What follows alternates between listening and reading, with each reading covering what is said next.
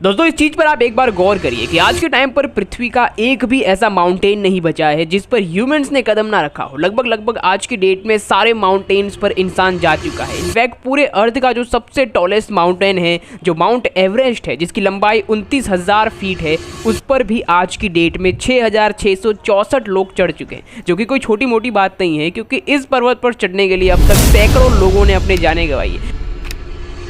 और सबसे इंटरेस्टिंग चीज तो यहाँ पर ये है कि माउंट एवरेस्ट अर्थ का टॉलेस्ट पॉइंट है, यानी कि अगर इस पर्वत पर अगर आप चढ़ गए तो समझ लीजिए कि पूरे अर्थ का जो सबसे टॉलेस्ट पॉइंट है वहां पर आप चले गए। लेकिन अर्थ के सारे माउंटेन्स पर चढ़ने के बावजूद भी, यहाँ तक कि धरती के सबसे ऊंचे पर्वत पर चढ़ने के बावजूद तक भी आज की डेट में सिर्फ और सिर्फ एक ही ऐसा पॉइंट है, सिर्फ और सिर्फ एक ही ऐसा पर्वत है जहां पर आज तक कोई नहीं चढ़ पाया, कैलाश पर्वत। हिंदू धर्म ग्रंथों में कैलाश पर्वत को भगवान शिव का घर बताया गया है। कैलाश पर्वत पर वैसे तो ये माना जाता है कि 11वीं सेंचुरी में सिर्फ एक ही अब तक ऐसे बुद्धिस्ट मॉन्क रहे थे जो यहाँ पर जा पाए थे। लेकिन दोस्तों वो बुद्धिस्ट मॉन्क 11वीं सदी में गए थे और आज 21वीं सदी चल रही है। सोचिए आज के टाइम पर इंसान के पास इतना दिमाग है, इतनी सारी टेक्नोलॉजीज है, हेलीकॉप्टर है, एयरप्लेन है। इंसान चाहे तो अर्थ के किसी भी भाग की डिस्कवरी वो कर सकता है, वहाँ पर हेलीकॉप्टर से भी जा सकता है और बहुत सारे काम कर सकता है। इतनी टेक्नोलॉजी है, लेकिन सारी टेक्नोलॉजी और सारा दिमाग जहां पर काम करना बंद कर देता है वो पॉइंट है कैलाश पर्वत। ये पर्वत धरती का वैसे तो सारे पर्वतों से अलग है और रहस्यों से भरा हुआ है, क्योंकि यहां पर आज तक जो भी गया ये निश्चित है कि या तो उसकी रास्ते में ही मौत हो गई हो,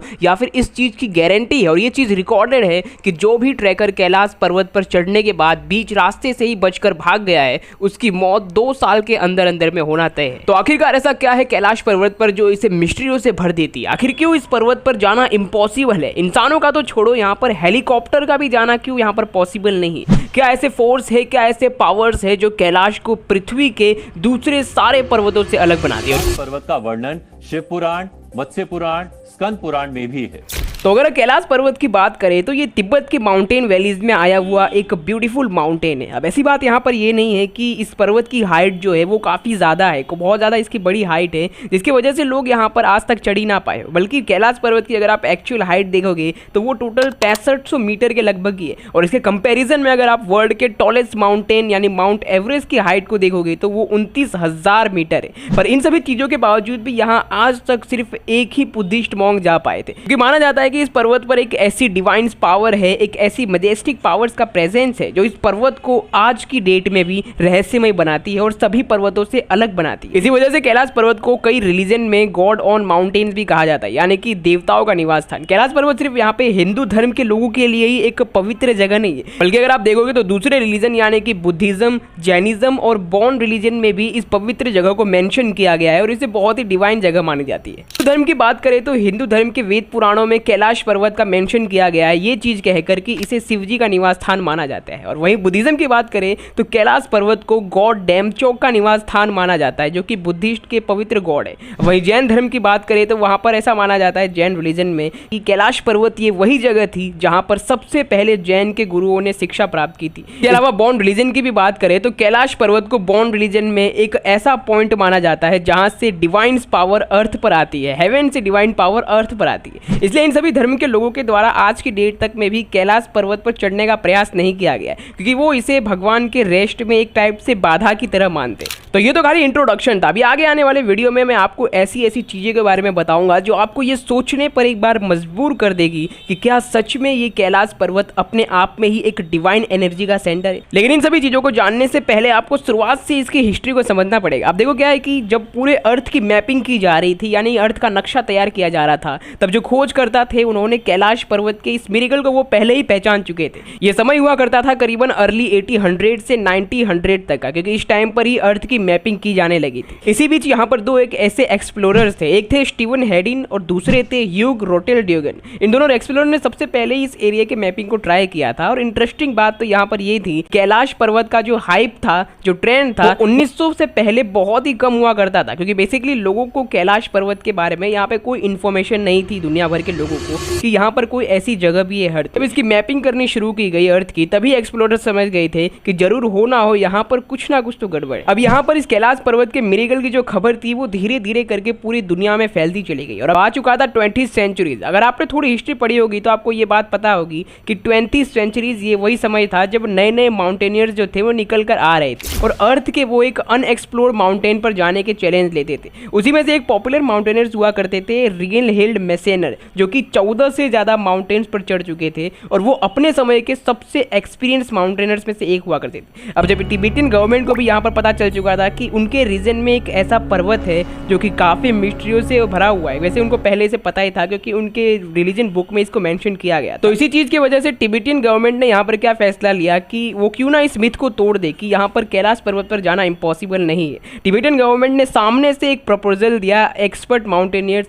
रियन होल्ड मैसेनर, जो कि काफ़ी ज़्यादा पॉपुलर माउंटेनियर्स थे। उन्होंने कहा कि आप इस पर्वत पर चढ़कर दिखाइए और इस मिथ को ब्रेक कर दीजिए। मैसेनर हंसी खुशी चैलेंज को एक्सेप्ट कर लेते हैं और सारी साइंटिफिक रिसर्च, पर्वत पर चढ़ने के सेफ रूट, सारी लिखाई पोताई करने के बाद मैसेनर डायरेक्टली तिब्बतियन गवर्नमेंट को मना कर देते हैं कि वो इस पर्वत पर नहीं चढ़ सकते। अब दोस्तों कहानी में यहाँ पर इंटरेस्टिंग ट्विस्ट आने लगते। दुनिया के कोने कोने देशों से अब यहाँ पर क्लाइंबर्स जो थे वो कैलाश पर्वत पर चढ़ने की कोशिश करते। इसमें से एक काफी पॉपुलर स्टोरी है रशियन क्लाइंबर्स की। 4-5 रशियन क्लाइंबर्स का ग्रुप जो होता है वो कोशिश करते हैं कि वो भी कैलाश पर्वत पर चढ़ सके, इस मिस्ट्री को सॉल्व कर सके। रशियन क्लाइंबर्स का ग्रुप भी यहाँ पर काफी अच्छी खासी प्लानिंग करता है कैलाश पर्वत पर चढ़ने की, लेकिन जब उनकी जर्नी स्टार्ट होती है कैलाश पर्वत की, वो जिंदा लौट कर वापस ही नहीं आ पाते। अननोन रीजन की वजह से आज की डेट में भी उन रशियन क्लाइंबर्स की ना तो बॉडी मिल पाई है, ना ही उनके साथ क्या हुआ ये किसी को पता है। ये स्टोरी तो नॉर्मल थी, यहाँ पर इसमें काफ़ी ज़्यादा शॉक होने की चीज़ नहीं है, पर साइबेरियन क्लाइंबर्स के जो ग्रुप के साथ हुआ था, ये कैलाश माउंटेन की हिस्ट्री का अब तक का सबसे स्कैरी पार्ट है और सबसे इंटरेस्टिंग स्टोरी भी।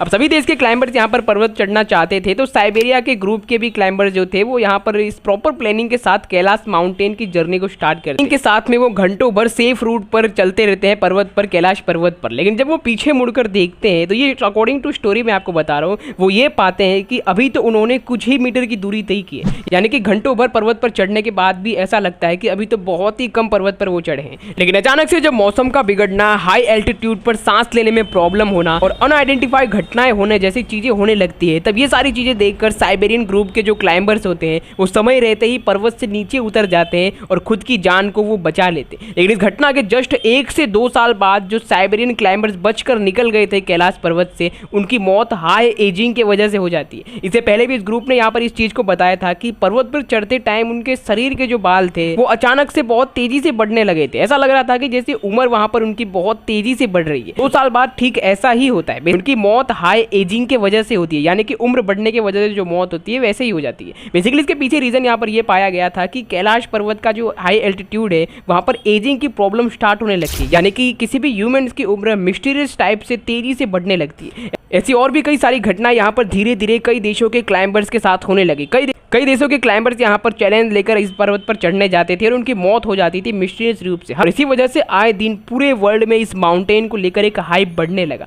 एंड में जाकर साल 2001 में जब तिब्बत के लोगों के द्वारा यहाँ पर भारी विरोध किया जाना लगा कि इस पर्वत पर किसी को भी चढ़ने ना दिया जाए, तो तिब्बतियन गवर्नमेंट ने इस कैलाश पर क्लाइंबिंग के एक्टिविटीज़ को टोटली बैन कर दिया। और साल 2001 के बाद अभी तक कैलाश पर्वत पर क्लाइंबिंग पूरी तरीके से बैन है। लेकिन अगर हम बात करें आज तक के कैलाश के हिस्ट्रिकल इंपॉर्टेंट इवेंट की, तो ये कहा जाता है कि अब तक और आज की डेट तक सिर्फ एक ही ऐसे व्यक्ति थे जो कैलाश पर जाकर आए थे, और जब वो कैलाश की जर्नी खत्म करके वापस आए थे तो उन्होंने कुछ ऐसी बातें, कुछ ऐसी चीजें कही थी जिसके बाद आने वाले डिकेड्स तक किसी ने भी वहां जाने का ट्राई ही नहीं। उस व्यक्ति का नाम था मिलारेपा। पॉपुलर स्टोरी यहाँ पर यह बताई जाती है कि 11th सेंचुरी में एक बुद्धिस्ट मॉन्क मिलारेपा हुआ करते थे और एक बोंग रिलीजन के बोंग हुआ करते थे नारो बोनचुंग। इन दोनों के बीच में क्या होता है, कंपटीशन लगाया जाता है। इन दोनों के बीच में कंपटीशन बेसिकली इस चीज को था, जो कैलाश पर्वत पर यहाँ पर चढ़ जाएगा उससे ये प्रूफ हो जाएगा कि किसका रिलीजन रियल है। और ऐसा माना जाता है कि मिलारेपा जो थे वो कैलाश पर्वत पर चढ़ भी गए थे, और जब वो सेफली जिंदा वापस कैलाश पे चढ़ के आए थे